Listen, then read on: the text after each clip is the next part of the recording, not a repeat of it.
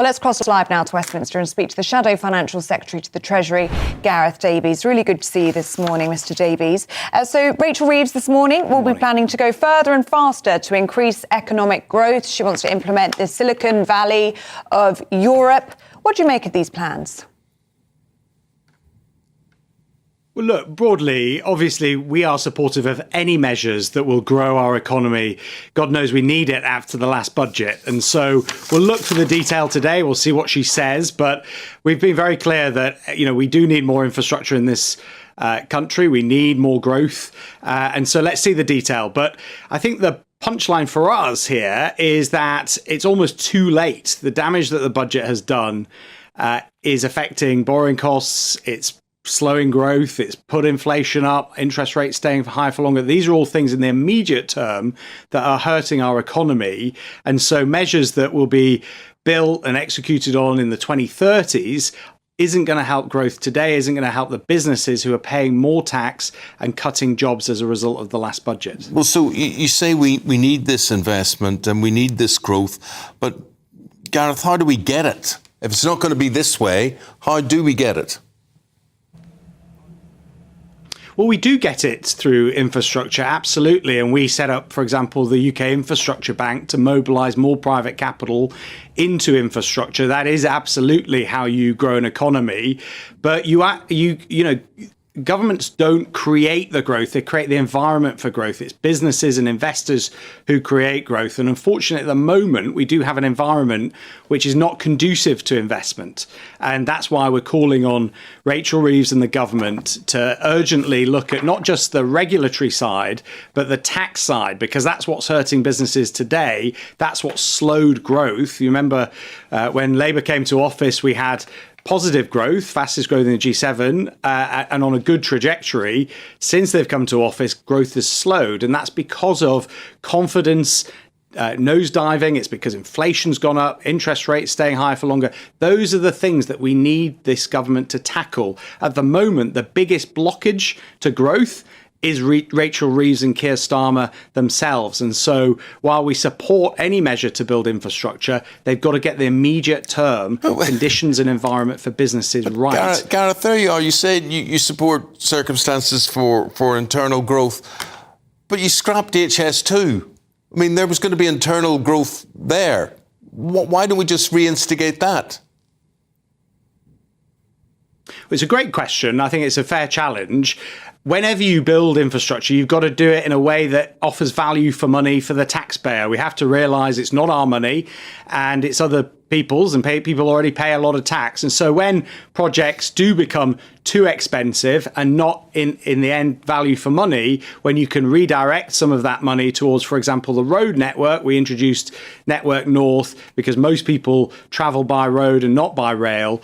That's the decision that we took, and we took responsibility for that. It's a fair challenge, as I say, but you've got to balance the need for more investment and infrastructure with the fact that it is taxpayer money. You've got to do it in a way that is value for money and constantly make that assessment.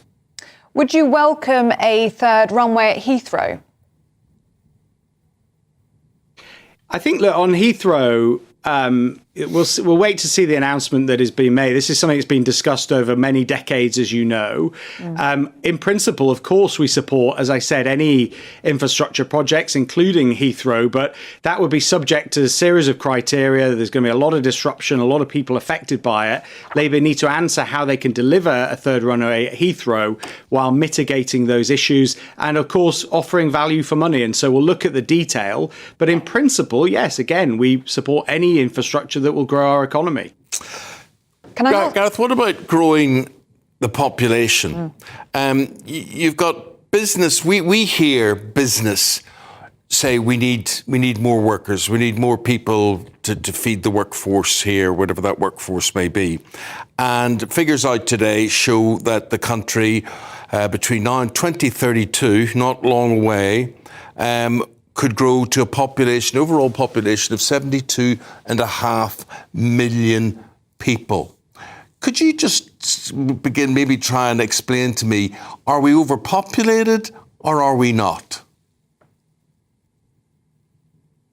So, first of all, those projections are quite worrying, to say the least, and unacceptable, and we have to act to ensure that that doesn't materialise. We have a situation in this country where we have become overly dependent, I think, on low-skilled migration at the same time as we have 9 million people who are out of work and economically inactive.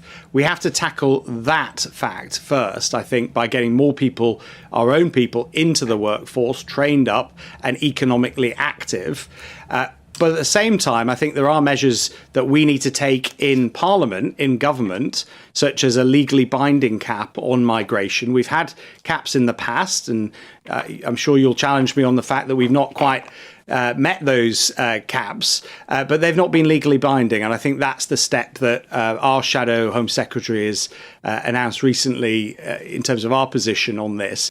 But ultimately, as I say, we have a lot of people in this country who are out of work that could work. And I think those are the people I'd like to focus on in terms of turbocharging our economy and workforce participation. So why didn't you impose an arbitrary cap? You pledged it, you promised it, you talked about it. You're now criticising Labour for not doing so, but you had 14 years to do so and never once did it. Well, I'm not necessarily criticising Labour. I'm asking them as a new government to look at tackling this through a legally binding cap.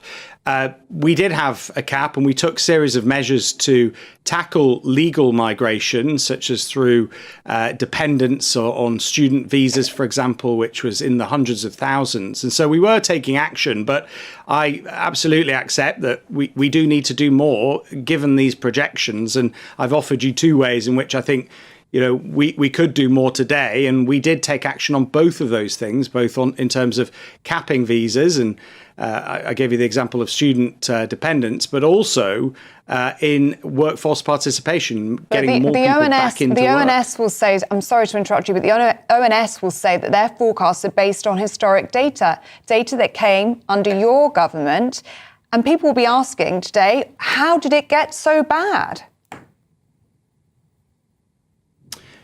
Well, I think we have become over-reliant on low-skilled migration. And as I said, I think we need to shift that focus. And, we, of course, take responsibility for some of this. Of course we do.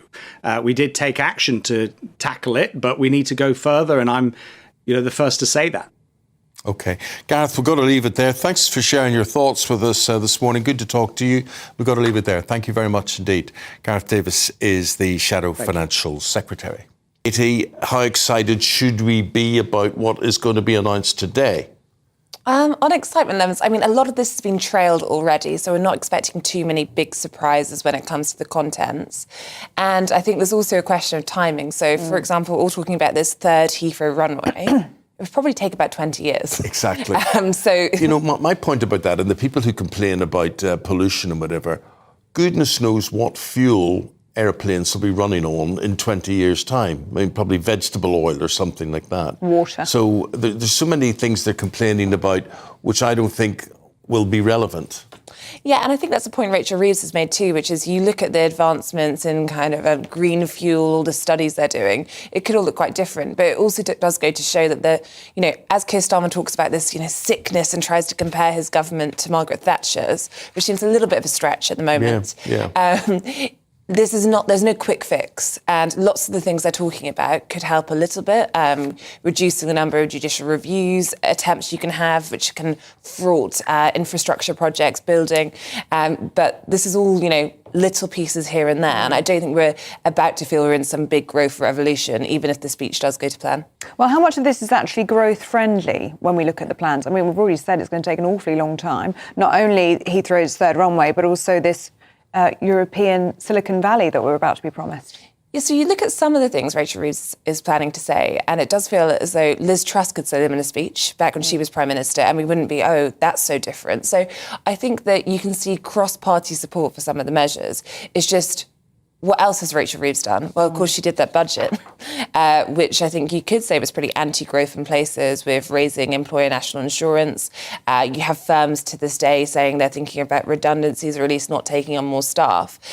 So I think this is obviously a bit of a corrective to try and get business and the markets on side, but there's a lot of catching up to do because of the decisions Labour have taken in their first 6 months. So, Katie, explain to us Silicon Valley, which already exists in the USA. What is it? Who's there? How could we replicate it? Well, Silicon Valley is seen as all the tech billionaires, of course. Though Elon Musk, I think, is a bit more of a Texas man these days. But it is the sense of, if you think about the technological AI advancements, all these big companies, Facebook, now Meta, could the UK have its own tech hub? And there's signs that we have it to a degree, but they want to, have all these, buildings around Oxford, Cambridge, doing all these things to try and create our own one and attract investment here. The slight issue, of course, is Donald Trump is back in America. They're doing lots of incentives for business to come there. So the UK has to look like a very attractive place to get the talent and the companies here. And is enough happening there at the moment? I think the jury is still out. The timing of all of this is very interesting, isn't it? Would you call this a relaunch for Labour? I maybe go reset. They are probably quite similar. But yeah, I mean, they have been saying that they've been planning the speech for a while, but I think what's certainly true is the speech has become higher stakes because Rachel Reeves and Keir Starmer had such a bad start to the year. The bond market jitters, which saw the cost of government borrowing rise, which then eats into her headroom, which could mean tricky decisions in the spring. She really is under pressure to tell the markets, to tell business that she has a plan for growth, because there's a lot of scepticism since that budget that Labour don't know what they're doing.